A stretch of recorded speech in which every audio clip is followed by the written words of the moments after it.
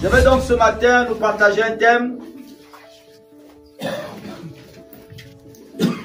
Rassurez-vous, on va prendre moins de temps. Nous voulons parler de la prière qui est un état d'esprit. La prière.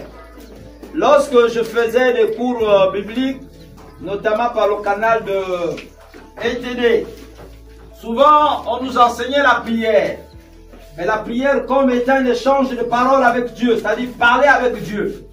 Le fait de rentrer et dire au Seigneur dans ta chambre, par exemple, ou en ces lieux, dire au Seigneur, Seigneur, je te prie de m'apporter ceci, Seigneur, je te prie, oh Père, de résoudre tel problème, je te prie, Seigneur, d'agir de telle manière. C'est ça qu'on appelait la prière. Alléluia. C'était parler avec Dieu, c'était demander à Dieu quelque chose. Ça, c'est la prière que moi j'ai reçue dans mes enseignements.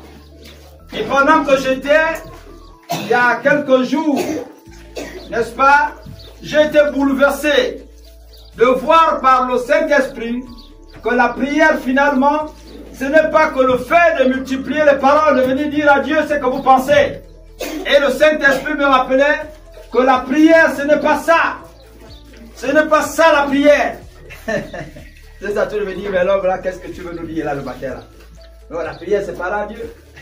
Alléluia. Tout au long de ma marche chrétienne, bien-aimé, j'ai vu des frères, des sœurs qui étaient des fervents chrétiens et chrétiennes, qui étaient zélés et qui, au fil du temps, n'est-ce pas, ont dû rétrograder, qui ont abandonné la foi.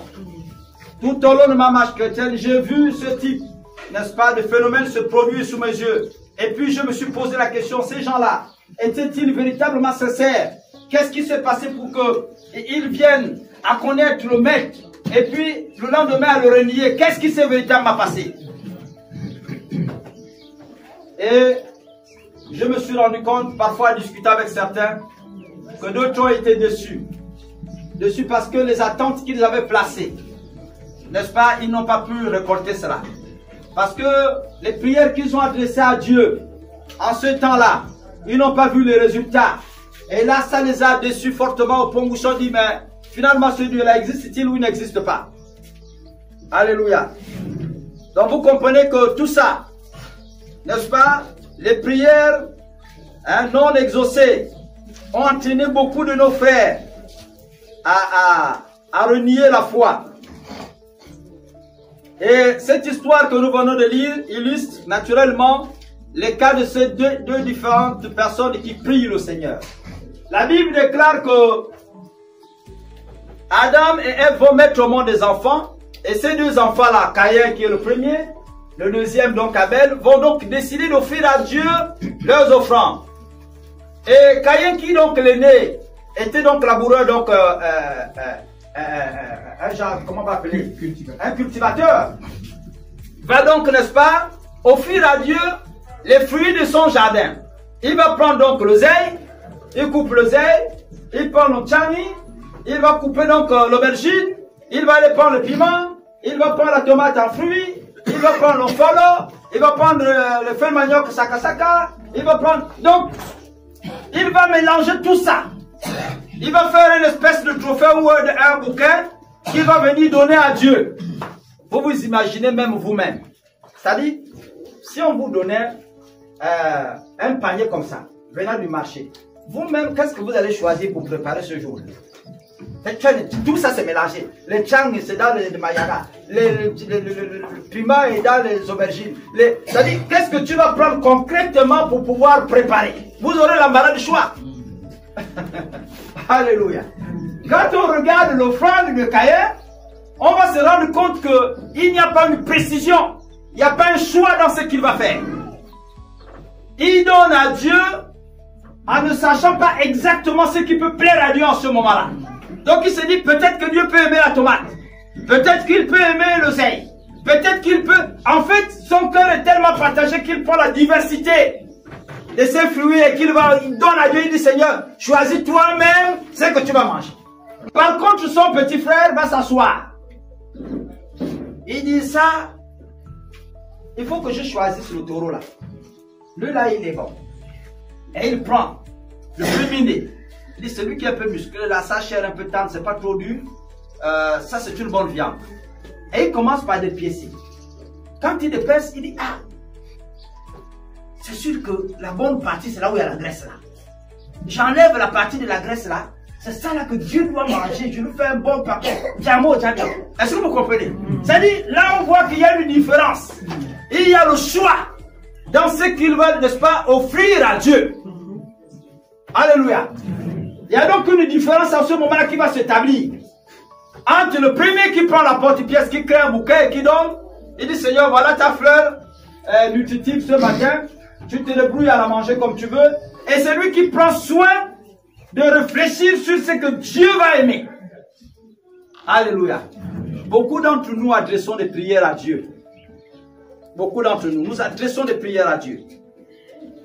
Et parfois nous pensons qu'il suffit d'aller nous enfermer dans une chambre et de dire, Seigneur, je te prie de résoudre tel problème. Agis, Seigneur, parce que tu es Dieu. Parce que tu as dit. Oui, d'accord. Parce que tu as dit, Dieu l'a dit, il ne se repent pas de sa parole. Alléluia. Mais la qualité de prière que tu adresses à Dieu dépend de la qualité de ton attitude. Est-ce que je me fais comprendre? Amen, amen. La qualité de prière que tu adresses à Dieu dépend, n'est-ce pas, de la qualité de ton attitude. En d'autres termes, pour que ta prière soit favorable, il faudrait que toi-même, ton attitude soit favorable aux yeux de Dieu. Il y a des frères et sœurs ici qui, lorsqu'il a, c'est-à-dire que lorsqu'il a même un petit bien, on ne sait pas s'il en a ou il n'en a pas. Lorsqu'il n'en a pas, on ne sait pas il y en a ou il n'y a pas. Est-ce que vous comprenez? C'est-à-dire des gens qui n'aiment pas donner mais qui aiment toujours recevoir. Il y en a qui sont comme ça. Je suis en train de vous dire ici que la prière est une sorte de ristourne, que Dieu vous retourne. C'est-à-dire que ce que vous donnez à Dieu, c'est ça là qu'il vous retourne. Ou ce que vous donnez aux hommes, à vos frères et sœurs, c'est ça là que Dieu prend et qu'il vous retourne. Amen. Alléluia. Amen. Si vous ne savez pas donner, Dieu ne vous donnera pas. Amen. Hey. Alléluia. Amen. N'est-il pas écrit, faites aux autres ce que vous voulez que l'on fasse pour vous? En d'autres termes, si je fais pour toi, aussi longtemps que je te donne, le jour que je sois en difficulté, Dieu permettra aussi, n'est-ce pas, que ma prière soit exaucée. Amen. Parce que je sais donner. Amen. Beaucoup de personnes adressent à Dieu des prières, par la grâce de Dieu. Ce matin, bien-aimés frères, je voudrais avec l'aide de Dieu que nous comprenons que prier n'est pas le fait de multiplier les paroles. Prier n'est pas le fait de multiplier. La Bible dit, en ce qui concerne la prière, que lorsque vous rentrez dans la chambre et que vous priez, ça ne sert pas de multiplier les paroles. La Bible dit même que avant que vous ne dites quoi que ce soit à Dieu, Dieu sait ce que vous avez besoin. En fait, si on se limite même à ça, on n'a même pas besoin de parler à Dieu parce que Dieu sait ce que nous avons véritablement besoin. Alléluia. Et c'est pourquoi vous allez voir qu'il est écrit que adressez toutes sortes de prières à Dieu. En me disant merci quand c'est bon comme quand c'est mauvais, mais aussi dans le soupir, adressez toutes sortes de prières à Dieu. C'est-à-dire quand vous avez besoin de quelque chose et que vous y pensez seulement, ah Dieu, oh Seigneur, soutiens-moi. Dieu sait ce que tu as besoin. Même si tu n'as pas dit à Dieu, j'ai besoin d'un véhicule pour me ramener à tel endroit. Dieu sait qu'au plus profond de ta pensée, ce dont tu as besoin à l'heure actuelle, c'est la voiture. Mais comme tu as l'habitude, toi, d'aider les autres, quand ils sont dans le besoin, Dieu te viendra en aide. Amen. Amen. Alléluia. Amen. À celui qui, n'est-ce pas, sait donner, Dieu donnera. C'est pourquoi Dieu n'honore pas n'importe qui. Il honore ceux qui honorent. Amen. Vous comprenez? Amen. Il y en a qui ont les coups de poing. Le coup de poing, bien-aimé, ne vous aidera jamais à vivre l'exaucement de vos prières. Amen. Amen. Je suis en train de vous le dire. Tu en as, on ne connaît pas à quel moment tu as. C'est-à-dire, où ce sont nos sociétés secrètes, africaines secrètes, qui nous gardent dans cet esprit-là. Parce qu'il y en a qui, lorsqu'il a un peu de moyens, il craint que dès qu'on sait qu'il en a, on va le tuer. La sorcellerie va le tuer. Il y en a qui ont été enseignés comme ça. Donc du coup, ça dit même pour t'épanouir toi-même, avec tes propres biens, ton propre moyen, aller manger tranquillement, manger ce que tu veux, tu as peur. Mais la force de la prière réside dans le fait de donner. Bien aimé frère, on ne peut pas recevoir de Dieu lorsqu'on ne sait pas donner. La prière, c'est une ristourne. Dieu vous retourne ce que vous donnez aux autres et ce que vous lui donnez. Amen. Tant que vous ne savez pas donner à Dieu et que vous ne savez pas donner à vos frères qui sont là, qui gémissent sous vos yeux, Dieu ne vous donnera pas retour quand vous serez dans le besoin. C'est pourquoi vous passez par des moments difficiles, l'exaucement de vos prières se fera. Alléluia. La prière est un état d'esprit. Si tu sais donner aux frères, tu sais donner à Dieu, Dieu te donnera aussi. Alléluia.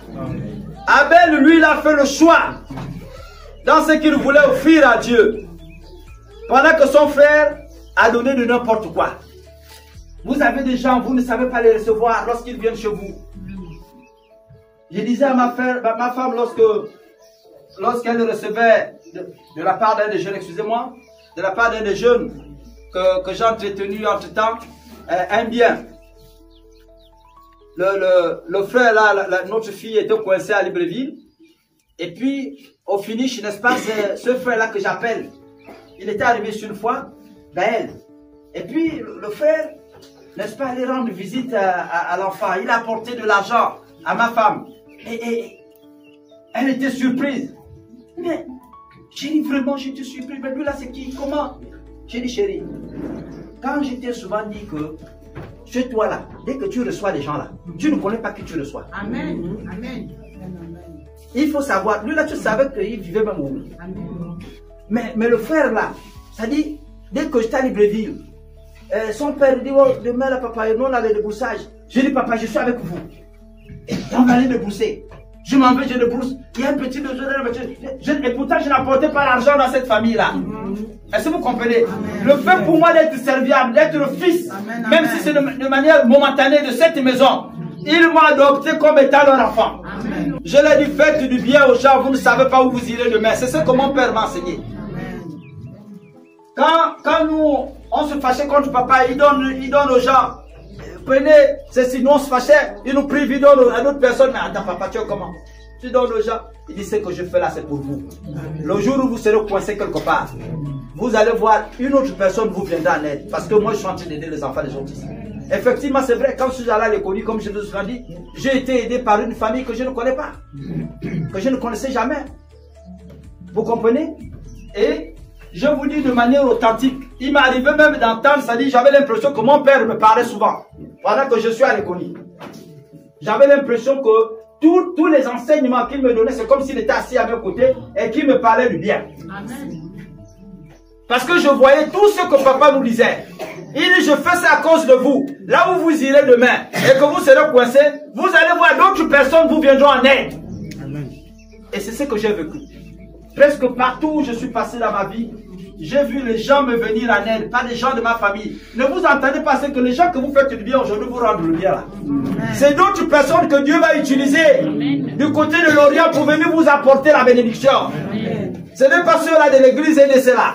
Le jour que vous allez aider les frères qui se marient ici dans cette église, alors, sachez-le, c'est d'autres personnes d'autres églises, peut-être d'autres pasteurs, qui vous viendront en aide.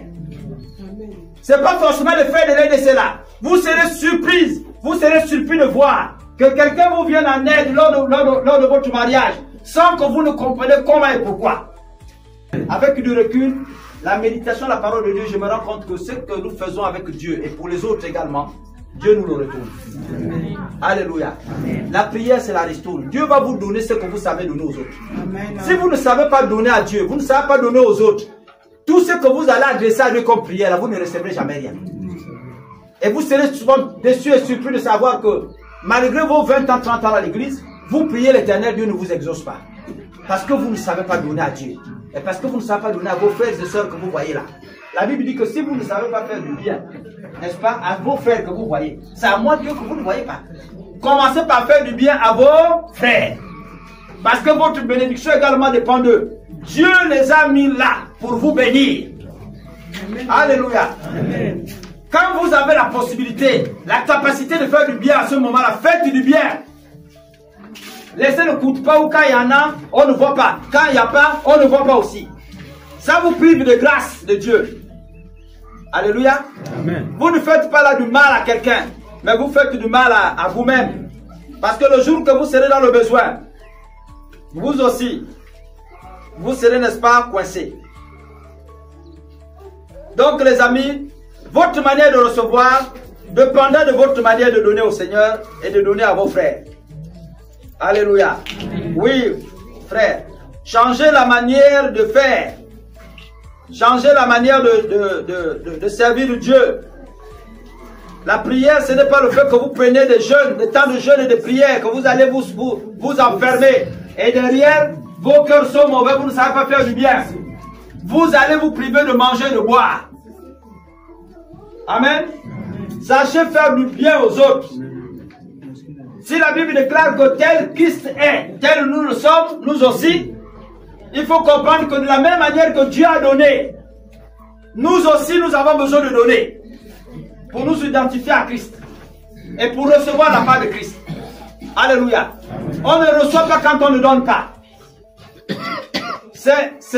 Les autres, les mondains, ils ont compris ça. Ils disent nous sommes dans un monde du donner et du recevoir. Alléluia. C'est des expressions qu'ils utilisent. Nous sommes dans le monde du donner et du recevoir. Tu es maçon, tu viens me construire la maison, je te paye. Est-ce que vous comprenez? Ça là, c'est le monde du donner et du recevoir. Ces principes-là, ils ne sont pas en dehors de la Bible. Ils ne sont pas en dehors de la Bible. Quelqu'un nous lit Matthieu 6, les versets 12, les versets 14, les versets 15 et les versets 16. Matthieu 6, verset 12 d'abord. Alléluia. Pardonne-nous nos offenses comme nous aussi. C'est-à-dire de la même manière que nous aussi, nous pardonnons ceux-là qui nous ont aussi offensés. Tant que tu ne sauras pas donner, Dieu ne te donnera pas. Amen. Amen. Le verset 14. Si vous savez donner aux hommes, vous savez donner à vos frères et à vos sœurs, votre Père qui est dans les cieux va aussi vous donner. Et il va vous donner ça au travers de l'exaucement de vos prières. C'est-à-dire quand vous serez dans la difficulté, Dieu vous donnera aussi. Et il va vous enlever de cette difficulté-là. Parce qu'il est arrivé un temps où, dans votre vie, vous avez su sortir les autres des difficultés. Alléluia.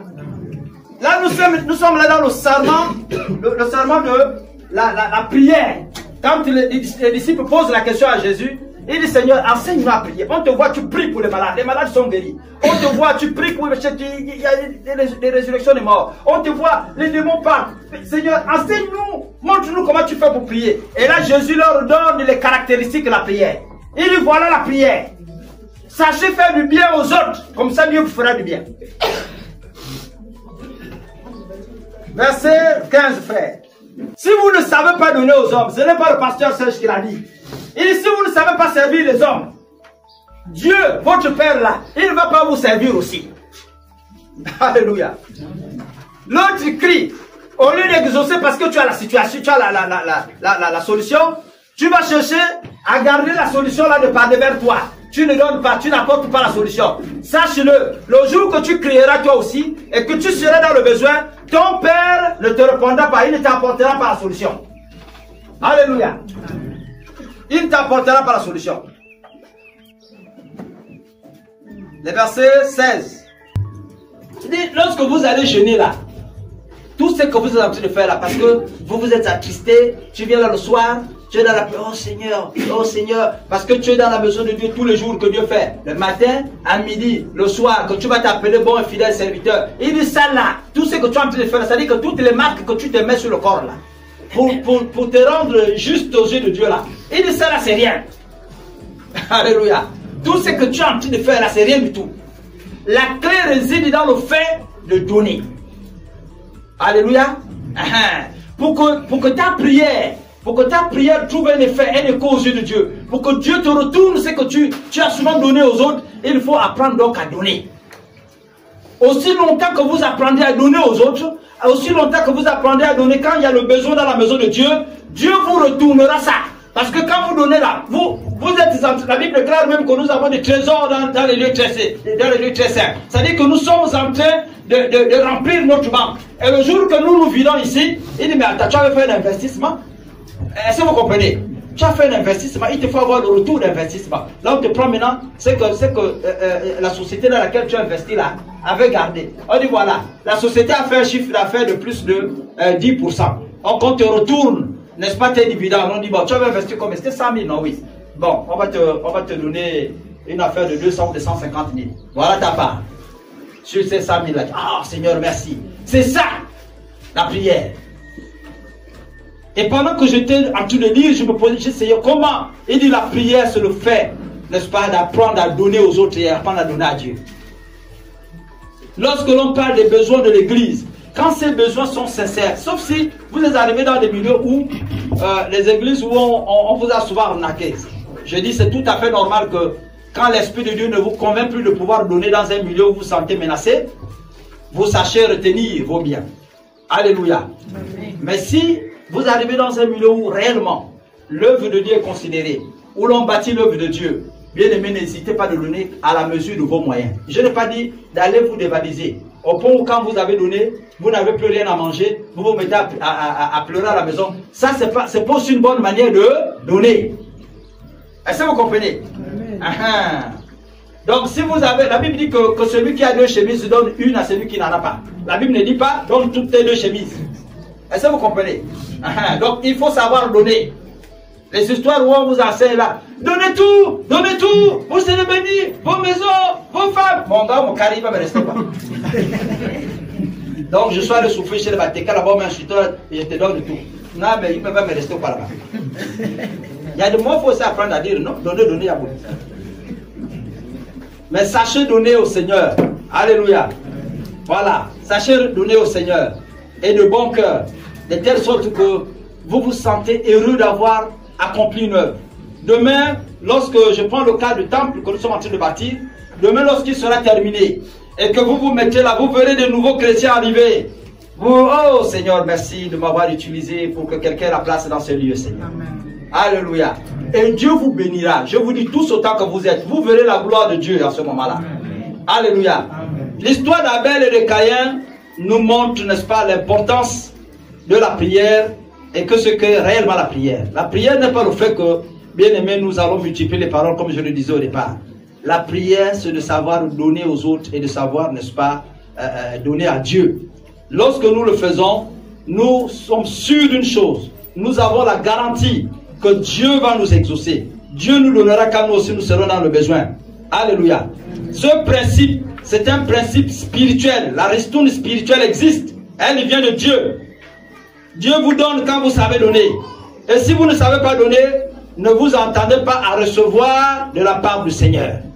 Telle est donc la parole du Seigneur et celle que Dieu a permis que je vous délivre ce matin. Que Dieu vous aide, bien-aimés, à être des véritables donateurs. Que Dieu vous donne, bien-aimés, d'être ceux-là, des personnes et des femmes qui soient à même de pouvoir, n'est-ce pas, vous mettre à l'image de votre Dieu, comme nous l'avons vu ce matin dans 1 Jean 4, naturellement, en son verset 17. Tel le maître est, tel nous sommes. Alléluia. Amen. Vous porterez l'image de Christ quand vous savez faire ce que Christ a fait. Ou faire comme Christ a fait. Alléluia. Amen. Et la Bible dit que c'est ça là.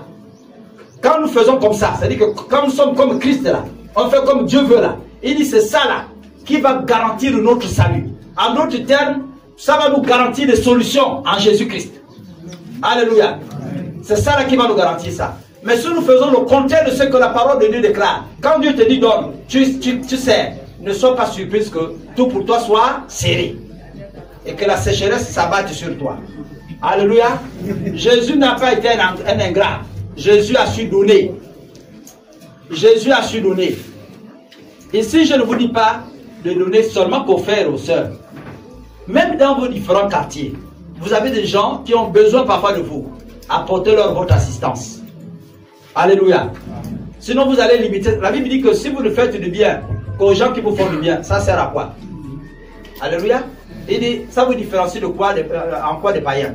Parce que quand vous regardez le mode de ristourne des païens, il cède entre eux. C'est-à-dire que si tu es ministre, le jour que tu as un malheur, je t'apporte 1 milliard. Parce que je sais que demain, après-demain, moi aussi, quand j'aurai le malheur, tu m'apporteras le milliard. Donc ça se passe comme ça, c'est une ristourne entre eux. Mais sinon, on fait la même chose. C'est-à-dire qu'on ne cède qu'entre nous seulement. Mais, et que derrière, Dieu met un besoin à la maison, donc au quartier, à côté de nous, on ne vient pas en aide. Qu'est-ce qui est différent des païens? Qu'est-ce que nous faisons de différent? Voilà ce que Dieu voulait me partager ce matin. Que Dieu vous bénisse, nous allons prier.